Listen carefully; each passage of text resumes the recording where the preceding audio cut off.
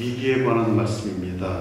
우리가 같은 말씀을 가지고도 열받지 말고 사랑해라고 이렇게 말할 수 있는 따뜻한 마음으로, 비록 적은 무리가 모여서 이 시간에 예배를 드리지만 하나님의 말씀이 우리의 심령을 훈훈하게 대표해 줄 수 있는 그러한 말씀이 되시기를 주의 이름으로 축원합니다. 아무리 내가 비 오는 것이 싫다고 해도 청명한 날씨만 계속될 수가 없습니다. 때로는 소나기를 만나야 되는 것처럼 우리의 인생에도 항상 좋은 일만 펼쳐질 수가 있을 수가 없습니다. 때로는 우리가 인생의 위기를 만날 수가 있습니다. 가정적으로, 교회적으로, 경제적으로 우리가 사람 관계에 있어서 위기를 만날 수가 있습니다. 원치 않는 질병으로 인해서 가정이 위기를 만날 수도 있습니다.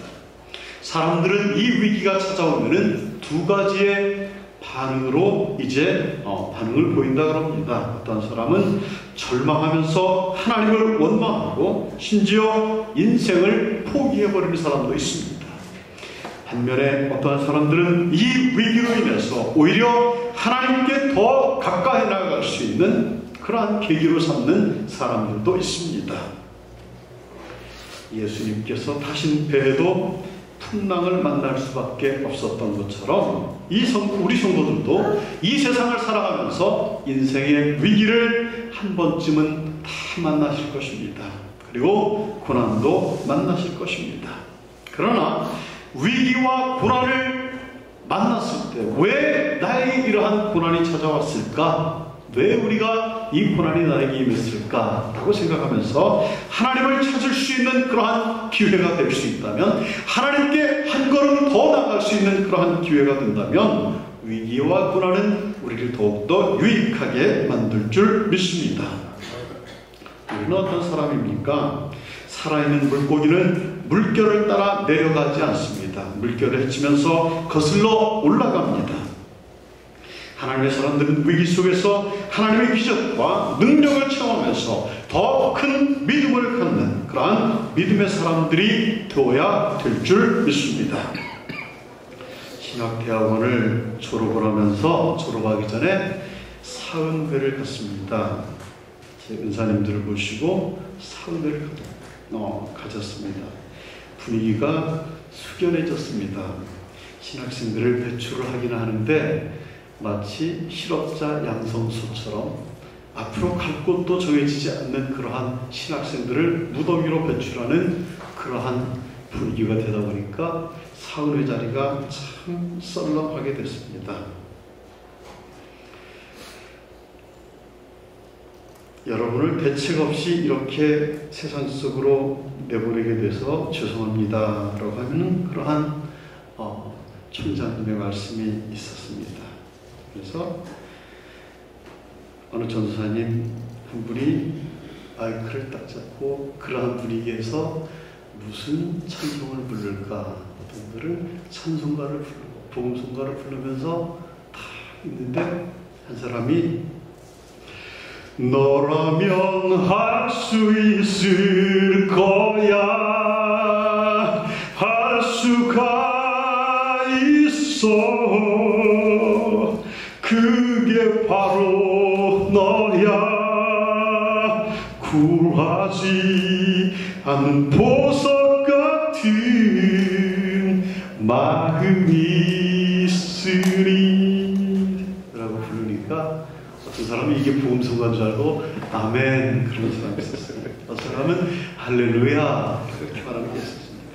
얼마나 그 마음이 절박하고 이 세상 가운데서 우리에게 필요한 것이 무엇일까라고 생각을 했을 때 그 자리에서 할 수 있다라고 하는 용기를 주는 것이 좋겠구나 싶어서 한 전사님이 이렇게 민호를 불렀던 것 같습니다. 어린아이는 편안하고 좋을 때는 부모를 생각합니다. 그러나 무섭고 두렵고 불안해지면 제일 먼저를 부모를 찾습니다. 좋을 때는 부모를 찾지 않다가 무서움이 밀려올 때 부모를 찾게 됩니다. 하나님의 자녀인 믿음의 사람은 편안할 때보다 어려울 때 하나님을 더 가까이 찾을 줄 알아야 됩니다. 종교개혁자 마틴 루터는 원래 법학을 전공한 사람이었습니다. 법학도가 하나님의 종으로 이제 자신의 진로를 바꿀 수 있는 계기가 있었습니다. 어느 날 친구와 함께 길을 걸어가면서 이야기를 하고 있었습니다. 벼랑간 벼락이 떨어졌습니다. 그런데 둘이 같이 길을 걸어가던 옆에 있는 친구가 벼락을 맞고 즉사를 하고 말았습니다. 그는 큰 충격을 받았습니다. 이 벼락은 친구가 아니라 내가 맞을 수도 있는 거였는데 라고 생각을 했습니다. 가장 근원적인 죄와 죽음의 문제는 법으로도 해결할 수 없다는 것을 그는 깨달았습니다. 그리고 그는 수도원을 찾아가서 성직자가 되었습니다. 후에는 중세의 그 타락한 종교의 모습을 보면서 그는 종교개혁을 일으키는 종교개혁자가 되었습니다. 삶의 위기 속에서 하나님을 더욱더 체험하는 기회로 삼는 것은 믿음의 사람들에게 배를 타고 가는데 그 불어오는 바람으로 인해서 배가 더 빨리 나아갈 수 있게 하는 것과 같습니다. 한자어에서 위기라고 하는 말은 위태할 위자와 기회 기자가 되어져서 위기라고 이렇게 표기를 합니다. 위기는 위태하면서도 한 단계 도약할 수 있는 기회가 될 수 있다고 하는 말씀인 것입니다. 오늘 본문에 등장하는 히스기야 왕이 살던 시대는 위기의 시대였습니다. 이스라엘과 강대국 바벨론과 애국과 에티오피아의 연합군을 이긴 최강의 아수르가 유다를 침공해 왔습니다. 교만하고 잔인한 아수르의 사데릭 왕은 대군을 이끌고 와서 유다의 성을 쳐서 모두 점령을 했습니다.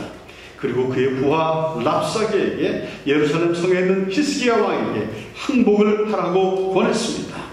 히스기야는 생명의 위기와 민족이 멸절당할 수 있는 위기 앞에 놓였습니다. 그때 그는 이렇게 탄식을 했습니다. 오늘은 환난과 책벌과 능력의 날이라 아이를 낳으려 하나 해산할 힘이 없음 같도다 라고 이렇게 그 상황을 탄식을 했습니다.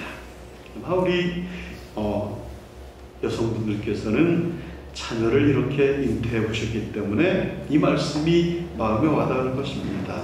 힘들게 자녀를 순산한 성도님들이 해산할 힘이 없어서 그 울부짖는 그러한 모습을 상상해 보시길 바랍니다.